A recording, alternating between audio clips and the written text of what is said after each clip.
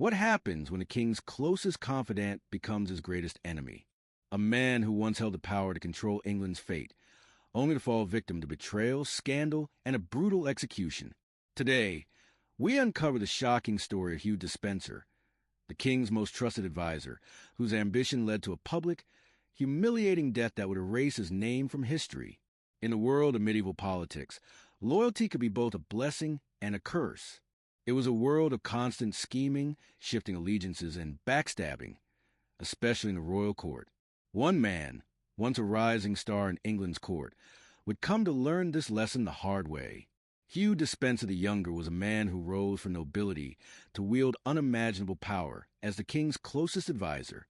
He was a trusted confidant of King Edward II, gaining the power to shape England's political landscape. But as history shows us, when a king's trust becomes a death sentence, nothing is as secure as it seems. Hugh Despenser's rise was as remarkable as his fall, and in the end, his ambition led to a brutal, public execution meant to wipe his name from the pages of history. Despenser's life and death stand as a grim reminder of how quickly a man can fall from grace, and how the pursuit of power can turn from a blessing to a curse. In this video, we'll explore the tragic and violent fall of Hugh Despenser, his rise to power, and the brutal fate that awaited him at the hands of his enemies. From court favorites to public execution, let's take a look at the twists and turns that led to Despenser's devastating end. Grab your seat. This one's a wild ride to betrayal, scandal, and ruthless political maneuvering. This is the story of how one man's rise to power would lead to his brutal, public downfall. The rise of Hugh Despenser. Hugh Despenser's story begins in the early 14th century, a time when King Edward II ruled England, but with a reign that was already fraught with political instability. Edward II was a monarch who struggled with maintaining control over his kingdom.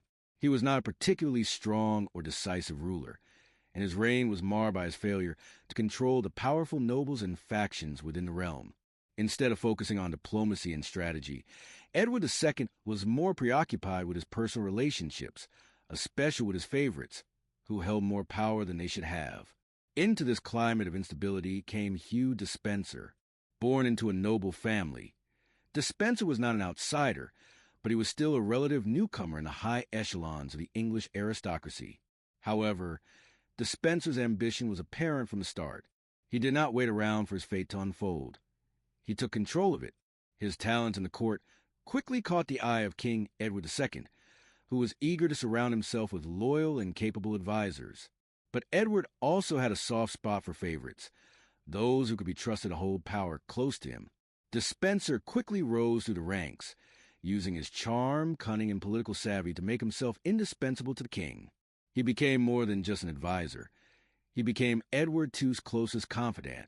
Over time, Despenser's influence extended beyond that of a mere nobleman, as he began to control major military decisions, land distribution, and even the king's finances. He effectively became the shadow ruler of England.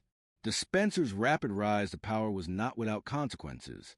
His control over the king's decisions and his growing wealth and influence began to alarm the other nobles.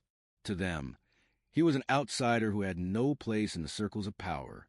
Yet, Despenser's proximity to the king ensured his dominance at court. Soon, Despenser was involved in every major political decision, and his enemies grew in number. The resentment of the nobles grew stronger with each passing day, but Despenser continued to rise. Despenser's arrogance and growing resentment. As Despenser accumulated more power, he grew bolder. He wasn't just playing the game of politics. He was dominating it. His arrogance and blatant disregard for feelings of other powerful figures made him more enemies than friends. Despenser knew he had the king's ear, and he was not afraid to flaunt it. He started to publicly mock the nobility, flaunting his titles, his land, and his influence, further alienating the powerful men who were already displeased with his presence at court. Despenser didn't just dismiss the complaints of the nobles. He openly insulted them, treating them as beneath him. This led to a series of confrontations between Despenser and several high-ranking nobles, many of whom felt that their status and influence in the kingdom were being undermined by the rise of commoner. Their anger was palpable, and soon open rebellion began to take shape. They were fed up with the Despenser family's overwhelming control of the king, and they sought to remove him from power by any means necessary. Despite the growing unrest, Despenser remained confident that his position was unshakable. After all, he had the king's loyalty, and in his mind, that was all that mattered. He ignored the growing discontent and continued to amass power, becoming an even more divisive figure in the court. It was a dangerous game he was playing, and the consequences of his arrogance were about to unfold. Queen Isabella's anger and growing alliance with Roger Mortimer. While Despenser's relationship with the king was well known, it was his relationship with Queen Isabella that would prove to be his downfall. Isabella, the Queen of England, had once been an influential figure in her own right. As the daughter of the King of France, she had been married to Edward II as part of a political alliance. But as time went on, she found herself sidelined by Despenser's growing influence over her husband. Despenser's control over Edward was so absolute that even the Queen's wishes seemed irrelevant. Isabella had always been a politically astute woman, and as Despenser's power grew, so did her frustration. She had long been neglected by her husband, and Despenser's dominance over Edward made it clear that she was not going to regain her place in court. The Queen was left powerless in the face of the man who controlled her husband's decisions, and she knew that something had to change. Isabella's frustration turned to anger, and she knew that if she wanted to regain any sense of power or dignity, she had to remove Despenser from the equation. In 1325, Isabella took a decisive step. She began an affair with Roger Mortimer, a former nobleman who had been imprisoned by Edward II. Mortimer had escaped from prison and was living in exile in France, and he had been seeking revenge against Edward II for years. Isabella, now in open opposition to her husband, reached out to Mortimer, and the two formed an alliance with one common goal: to bring down Hugh Despenser. Their rebellion was swift and decisive. Isabella and Mortimer returned to England, and their combined forces quickly overpowered Edward II's weakened position. As the rebellion gathered momentum, the king's supporters began to desert him. Many of the lords and nobles who had been loyal to Despenser now turned against him, realizing that the tides were shifting. Despenser, now realizing that his position was under threat, fled England, hoping to escape the wrath of his enemies. But no one escapes their fate forever, and soon enough, Hugh Despenser was captured. The capture and brutal execution of Hugh Despenser. Despenser was brought back to England in 1326 to stand trial for his alleged crimes against the crown. The charges were severe: treason, abuse of power, and the destruction of the realm's stability. But the trial was little more than a formality. The men who had once supported him now clamored for his execution, and Isabella and Mortimer were determined to ensure that Despenser paid the ultimate price for his actions. Despenser's punishment was not merely a quick execution. It was a spectacle designed to humiliate him in front of all of England. In a public act of retribution, Hugh Despenser was castrated in front of a jeering crowd. This was not just a punishment. It was an act of public humiliation meant to strip him of his masculinity and power. The crowd watched as Despenser's dignity was torn away, and as his bloody body was prepared for the next part of his gruesome fate. Next, Despenser was hanged in public, an event witnessed by thousands. His execution was not just for justice. It was a statement. The Queen and Mortimer wanted to send a clear message to anyone who dared challenge them. To add to the horror, Despenser's head was removed from his body and displayed on a spike, where it served as a grim reminder to all of England of the price of ambition, betrayal, and overreaching power. The public execution of Hugh Despenser sent shockwaves through England. It was a final, tragic act in a long struggle for control over the English throne. Despenser's name, once synonymous with power, was now a symbol of humiliation and downfall. His body was desecrated, his legacy erased, and his name forgotten in the annals of history. The aftermath: the fall of King Edward II and the end of an era. Hugh Despenser's brutal execution marked the end of an era for both him and King Edward II. With Despenser gone, the king lost his most trusted ally, and his reign was never the same. Edward II's inability to maintain control over his kingdom, combined with the loss of his closest confidant, led to his downfall. In 1327, Edward II was deposed by the very same nobles who had once supported him. He was imprisoned and replaced by his young son, Edward III, who would go on to become one of England's most famous and successful kings. While the Queen and Mortimer may have achieved their goal of removing Despenser from power, their own time and control was short-lived. Mortimer, who had played a pivotal role in the rebellion, would later be arrested and executed for his own ambitions.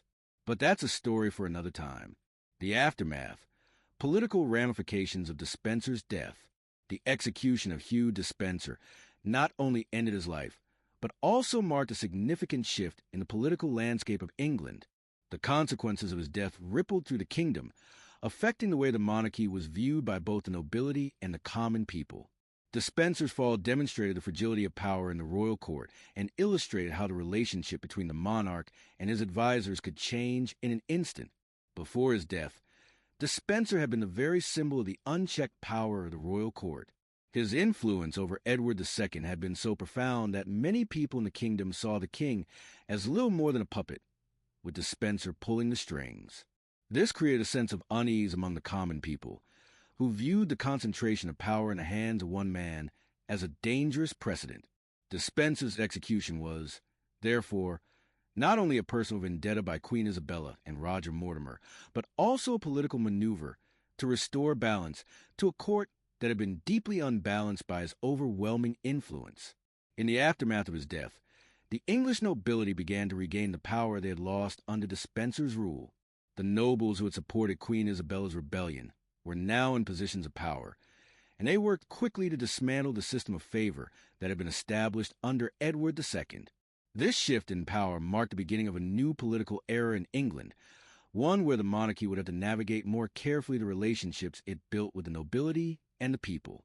Moreover, the execution of Hugh Despenser sent a clear message to any other advisors or court favorites who may have been tempted to overstep their boundaries. No longer would an advisor be able to manipulate the king without fear of reprisal. The nobility, emboldened by the success of Isabella and Mortimer, ensured that the king would never again be so easily controlled by a single advisor. The execution of Despenser effectively weakened the power of the king's closest confidants, making it more difficult for future monarchs to rely on a single person for advice and support. The changing role of the queen. While the fall of Despenser marked the end of one power struggle, it also signaled a shift in the role of Queen Isabella. Historically, queens consort in medieval England had limited political power. However, Isabella's actions during the rebellion demonstrated that queens could wield considerable influence, particularly when they acted with the support of powerful allies. Isabella's involvement in the rebellion against Despenser was pivotal in the downfall of the Despenser faction. By leading the rebellion, she was not only asserting her authority as queen, but also positioning herself as a force to be reckoned with in English politics. Her success in overthrowing Despenser demonstrated that, when a queen had the support of the nobility, she could be as powerful, if not more so, than the king himself. This marked a turning point in the history of the English monarchy, as it highlighted potential for queens to play a more active role in politics. Isabella's success also influenced how later queens would navigate the complex political dynamics of the English court. While Isabella's reign did not last long and her position was later undermined by Mortimer's ambitions, her actions during this period set a precedent for future queens who would act as powerful political figures in their own right. Despenser's legacy, a warning to future generations. The downfall of Hugh Despenser serves as a cautionary tale, not just for those who would seek to rise to power in the English court, but for anyone involved in political intrigue and ambition. Despenser's story highlights the dangers of overreaching, of becoming too comfortable in a position of power.